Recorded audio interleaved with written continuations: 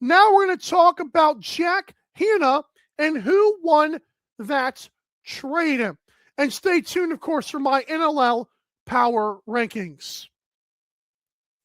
So as we know, I did report that the Colorado Mammoth were acquiring Jack Hanna.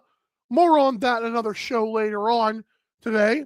That being said, we have to talk about now who won the trade. And guys, I'll admit it.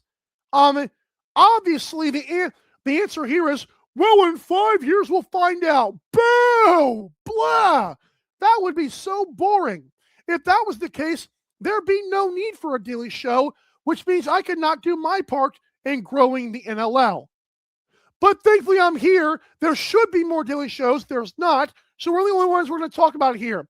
Who won the Jack Hanna trade? Now, currently, I have a poll on Twitter /X at Dilly.LAX if you want to check that out right now. Which team won the Jack Hanna trade? Obviously, I'll throw it on the screen here with this. The Mammoth got Jack Hanna. I spelled it Jack Hanna. Unbelievable. Desert Dogs got a 2026 first round composite compensant. I hate that. Comp pick. 2027 first rounder. So that's 2 first rounders. And a 2028 second rounder. Now, currently, of the 39 votes, 56% of people believe Vegas won the trade. Now, I will say this. I got to give you guys credit. I was expecting people, because a lot of sports fans, if you throw up a trade like this for a top 25 player, I mean, just do the equivalent of this trade. It's like, oh, the team that got the player won the trade. I don't know, though. And it's funny that 56% of you believe Vegas won the trade, because my number is, I would go 60% Las Vegas. It's funny how that works. It looks like NLL fans are pretty smart. Now, obviously, the winner of this trade between the Mammoth and the Desert Dogs was neither, and it was Denver fans, because he lives in Denver, doing great community work in Denver, and of course, he gets to play at Ball Arena. But again, that's not very entertaining stuff here. So, and I pride myself on being correct. So let's talk about it here. Shout out to the Rocky Mountain Raptors, and shout out to the Mammoth fans who average 11,000 plus despite a recent fall off in attendance over the past few years. But my question is, because I've said it before that Jack Hanna has a very high ceiling. But then I thought about, what does that actually mean? And I want to compare him to Jeff Teat, and I know some people might not like this. But folks, we're going to do it anyways, because I think it matters in this conversation. So Jack Hanna was a young player with a bunch of potential, very talented player on a bad team. And Jack Hanna, in his career, let's look back at it real quick. I don't know why I did not pull this up before, but Jack Hanna with Las Vegas in 2023, 64 points. 2024, 76 points. 2025, 82 points. Now, I want to compare him to Jeff Teat. And you're like, well, Michael, that seems very odd. It seems unfair. I don't think so. Jeff Teat, year 1 with the Riptide, in just 16 games. Maybe in the amount the season was played. Who cares? 108 points. Year 2, 136, 131, 111. And you're like, Michael, he's not Jeff Teat. Exactly. Because Jeff Teat on a bad team was doing that. Folks, Jack Hanna has never had a great roster around himself. He has not had a bunch of offensive guys stealing the power or the thunder. So, and this is no shot at Jack Hanna. I've told you guys before, I've said nothing but positive things about Jack Hanna, that he's a really great player. But again, his ceiling, now that I think about it, might be, and this is good, a few 110-point seasons. I don't know if in the best case scenario, Jack Hanna goes above that. When I say 110, I mean that is the ceiling for a few years. I don't think will see 130 and 140. I don't. He is a very awesome popcorn player, I call it, where he puts butts in seats. He makes ridiculous plays that no one else can make. But consistently as a playmaker, which you have to be in box lacrosse, my playmaker, I mean passing, holding the ball, getting by guys, and shooting all in one package, Jack Hanna might not be that guy. Again, he is uber talented. He is a ridiculous athlete. But I do think that Jack Hanna peaks as he's a top 25 player in the league, maybe top 15, I don't know. But I think he peaks as a top 10 player, close to top 5. But I don't think he'll ever be a top 5 player. And I've heard people on other shows say that he is. But I ask you, show me that. Because I have not seen it. Again, I am fine with the top plays. Brandon O'Neill does that. I am fine seeing like the fun goals and other stuff like that. I'm fine with him being in Denver. I think being with Andrew Q and Eli McLaughlin when he comes back, Ryan Lee, Will Malcolm, that helps him. But his ceiling is probably 2 first-rounders and a second-rounder.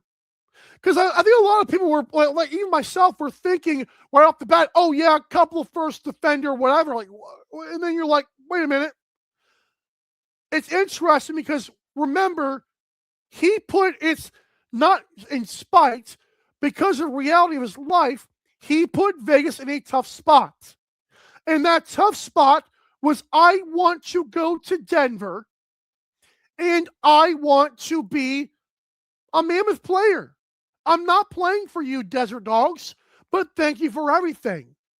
So when you put that on the record and you're like Vegas is like this, or they're strapped to a wall, they are tied behind their back with their hands, and yet you still get 2 first-rounders and a second-rounder. It's very impressive. And I'm also probably talking myself into more than 60%, but I'll leave it at that for now. I do also think a lot of people are going to say, well, he puts them up, Colorado over the top. You know what? Maybe. But I don't think that matters. I feel like Colorado is always going to be competitive with Dylan Wardenette and with the cast they already had. While he may put them over the top, it still is like, that's just based on the circumstances of the team that he's with. But I don't think that plays a factor in who won the trade. I ask you, does it play a factor for you? But for me, it does not. And I also wonder, what is that pick in 2027 going to be?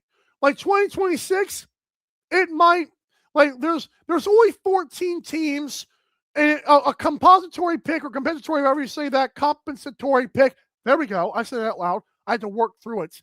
That pick is like number 15.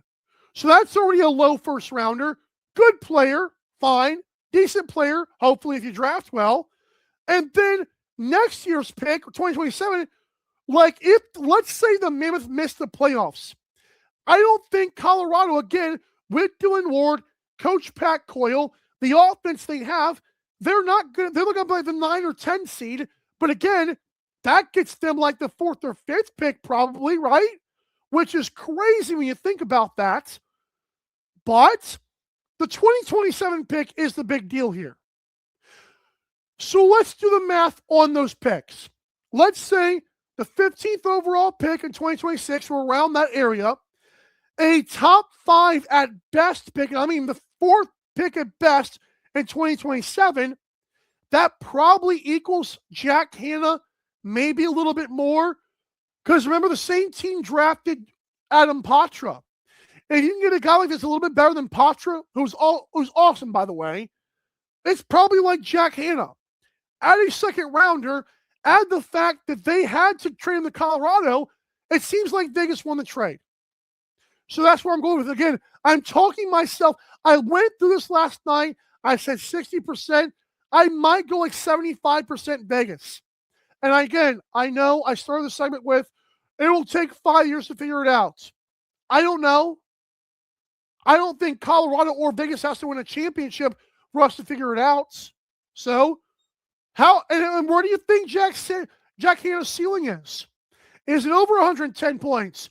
I think it's going to be that for a couple of years at best. Still is a great player. Still is a great player to watch. Cole Johnson, who I've not seen comment before. Hello, sir.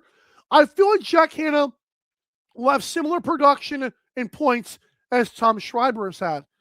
Let's look at that, by the way. I know that we're comparing Americans here, probably, just for the record. I just want to make sure we're doing this correctly.